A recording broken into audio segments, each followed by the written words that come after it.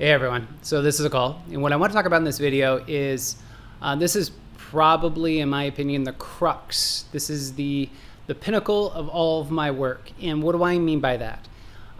So the pattern here is problem, reaction, solution, which I think is called the Hegelian dialectic. So anyway, I got this going on in my own life. The problem for me, particularly in my 20s, was what I call sexual energy hypnosis, and I think a lot of men, if not most men, suffer from this to some degree, and women as well. So sexual energy hypnosis was the issue, was the problem. Now the solution was practices. The solution was making choices. And practices and choices are something many people don't want to do. Because it's easier just to continue to do the same thing over and over and over and over and over and over again. So this video, I'm going to dive into sexual energy hypnosis, and I'm also going to dive into the solution, one of which that I've created, which is my sexual energy coaching program, link down below the video, which is a 6-week program or a 40-day progression, however you want to look at it, in which a man has the opportunity to push the reset button on his sexual energy through abstaining from ejaculation and also basically practicing daily transmutation practices. Now this can be done in person, meaning online, or if you live in Chicago, in person, or there's a video only self-guided option, which is also connected to the link down below the video. So the problem here, let me go ahead and into some detail about this idea of sexual energy hypnosis. So I saw an example of this over the weekend. I saw an example of a friend, well, I'll just say a friend, who he was really into a particular sexual idea. And so he kept talking about it. He was drunk. I should also state that. However, the idea here is that this person was absolutely fixated on this idea of same room sex with other couples. Okay. So he kept pushing and pushing and pushing and trying to get other couples who were with us all at that moment to do things like flash your breasts and do this thing and that thing. And anyway, he was being very inappropriate.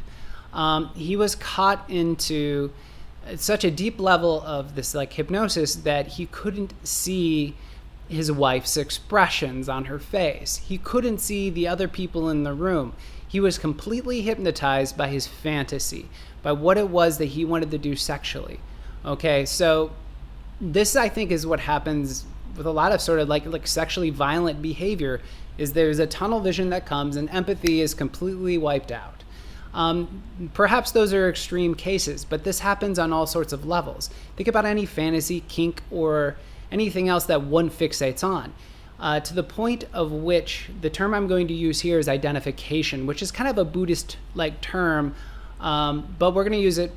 And so this idea of identification, which is, I've had people who are really, really into particular kinks, and they say that is part of my lifestyle. Okay, fair enough. That means they're very identified with that particular kink. Now, is that a bad thing? I don't know. I'm not going to say one way or another. If they're operating from choice and they choose to do it, then so be it. I'm very libertarian in that regard. So the idea here is that as long as a person is operating for choice, and the idea of choice here isn't simply that you impulsively do something and say, well, I chose to do it. No, choice is you're weighing options. You're saying this or that. The thing is it's not always this and that. Sometimes it's also a middle thing, which is do nothing, right? So you can say, I'm going to do this, or I'm not going to do that, or I'm just going to be neutral about it. And neutral is often a very good place if there's no decision that can be made. Now, acquiring that neutrality becomes quite difficult because let me explain why. So, if you are masturbating constantly to some image, some woman, some fantasy, some kink, whatever it is that gets you going, that floats your boat, and this is one of the reasons why a lot of men who masturbate to pornography all the time have a very difficult time with their sexual partners because they create the absolute perfect environment for them sexually with that porn, right? You wait for that perfect scene to have your orgasm. You sit there and you time it. Again, you can control every nuance of the sexual experience. And then all of a sudden, when there's another person there, it's not as easy. So this ends up leading up to like issues. One of those issues I tend to call male genital fragility. Male genital fragility is basically, let's say that this person who's been masturbating to pornography has these particular ideas of what they want to do sexually. What ends up happening is that they may blame the other person, like, oh, my penis won't become erect because of you. It's your fault. It's your fault. You're not sexy enough, or maybe you're carrying a little extra weight, or whatever the issue is. That is male genital fragility. Okay, so it's basically casting blame for one's own behaviors. Okay, so what we need to look at here is, why do men behave the way they do? And so there's a lot of different possible influences here. I may do a much longer video on this at some point in the future, but the idea here is that no man is a victim. You're never. Okay, so with this video, those of you listening, if you're blaming religion, if you're blaming the culture around you, if you're blaming others in your life of your lack of, let's say you're not getting sex, or your sex is not satisfying, or erectile problems, or you're premature ejaculating, whatever those issues are, it's because you're not making the right choices. And what are the right choices? Not what I'm telling you to do. All I'm telling you to do is abstain from ejaculation from 40 days, and also to do a daily transmutation practice so that you can reconnect to your body.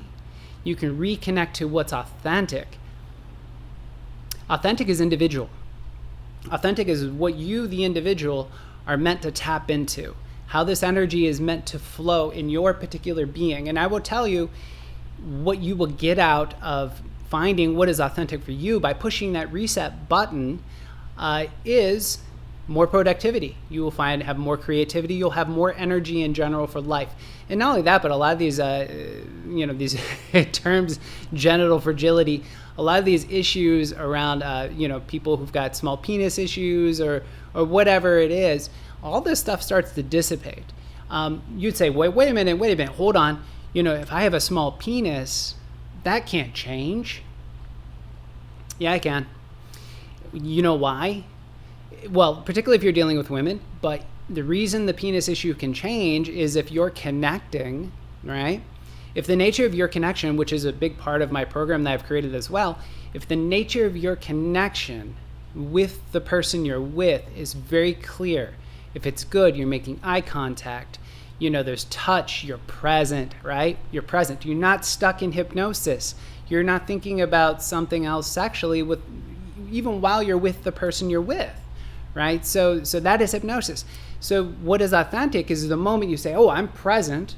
So even if you have a small penis, she, he, whatever, will feel you're huge, because it's the connection. Because through connection, you not only connect into your own body, but you also seduce the other person into their body as well, right?